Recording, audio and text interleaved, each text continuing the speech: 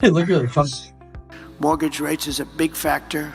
We're going to get them back down to, we think, 3%, maybe even lower than that, saving the average home buyer thousands of dollars per year. They can now. Did you just hear what Trump said? This is in September, and I know this other speeches. He literally just said that he's going to get interest rates back down to 3%, maybe even lower.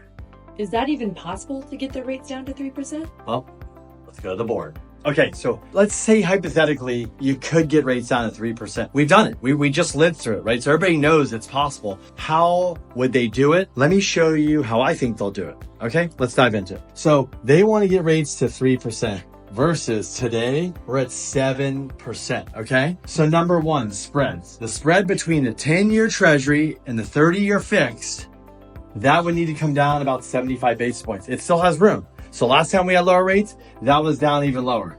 And the second thing, loan level price adjustments. To you, that doesn't sound like anything you understand. It doesn't, like, what does that mean, Kenny? That means if you buy a home, depending on your credit, the down payment, the product and all that, Fannie and Freddie have all these hits in their rates they charge you money for. So these hits, probably if they reduce some of these, they can bring the rates down halfway. So right here, you have 1.25% in lower rates.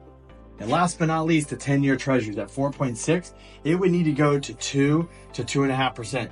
That would signal the economy is doing worse, jobs are doing worse, and inflation is coming way down. And last but not least, the good old Feds, Jerome Big Mouth Powell, as I always say, if you watch my content, he would have to agree to all this. He would have to start talking differently, speaking differently. He'd have to have some concerns about the economy. So in order to achieve 3% rates, inflation would come down. The economy would probably be chilling out more. We'd see some pain in the labor market. Is it possible? It happened before. It could happen again.